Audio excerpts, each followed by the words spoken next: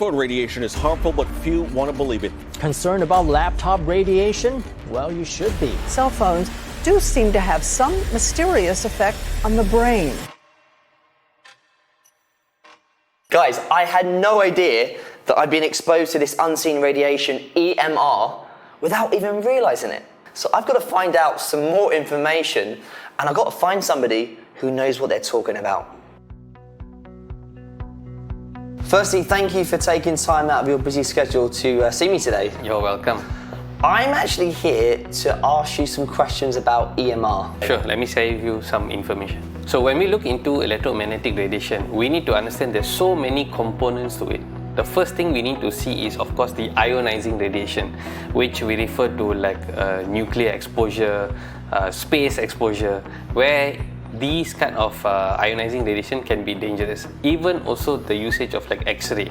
And then there's another component which is less harmful, but we cannot rule it out, which is non-ionizing radiation. These come from our phones, laptops, our microwave, and even our Wi-Fi. But you must know something, that there's something called as rouleau formation, where red blood cells start to stack on each other. So if you see their blood vessels, there are many branches in them. Okay, so then you have red blood cells traveling inside, and imagine this is a red blood cell, and they start to form clumps or stagnation. They start to stack among each other. So what happens is, due to the presence of iron inside red blood cells, they are rich in ferrite, magnets or electromagnetic radiation increase or makes their charge more positive, and they start to stack. And when they start to stack, this disrupts their interchange between delivering oxygen into the cells and then taking up carbon dioxide into the red blood cells. There's many studies and journals that are citing that an excessive exposure towards the EMR can lead to cancer provocation in the body, whether it's benign or malignant. Possibilities are there. After hearing about all these health problems, I'm a bit concerned about myself, and I'm curious to know what my red blood cells could actually look like. Yeah, we have a simple prick test, and we can actually analyze the red blood cells. Okay, let's do that. Let's go. Being always on the phone and my laptop for work and learning about the health effects of EMR is beginning to worry me. So let's find out what my results of my blood test are, as suggested by Dr. Roland. So what we can see here are red blood cells. We can see red blood cells, they are very translucent and they don't have a nucleus. And we can see beautifully the red blood cells moving around in the matrix. So my question to you is, how long since you were away from your phone? I think about 40 minutes maybe.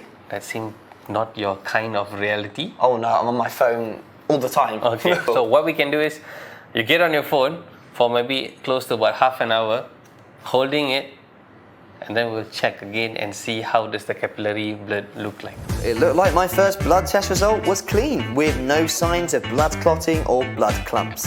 But would just 30 minutes of cell phone usage really do any harm at all to my body? I hope not. Let's find out. Okay, let's have a look.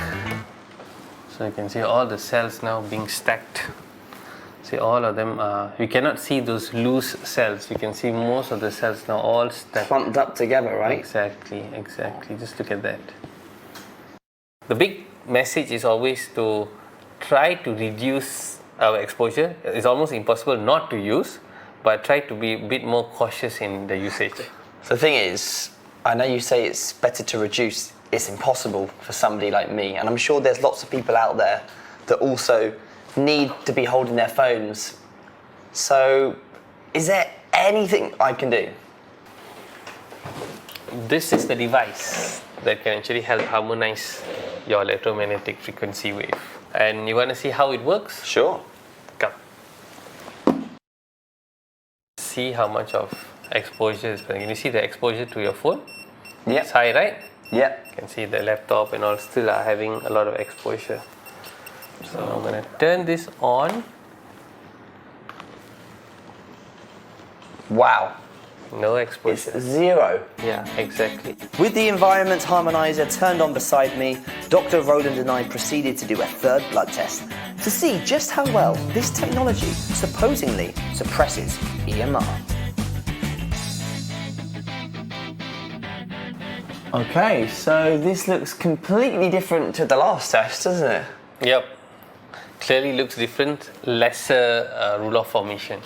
Okay, well, thank you so much for introducing me not only into the health factors we need to be aware of when it comes to using devices, but also thank you for showing me a solution that can eliminate that.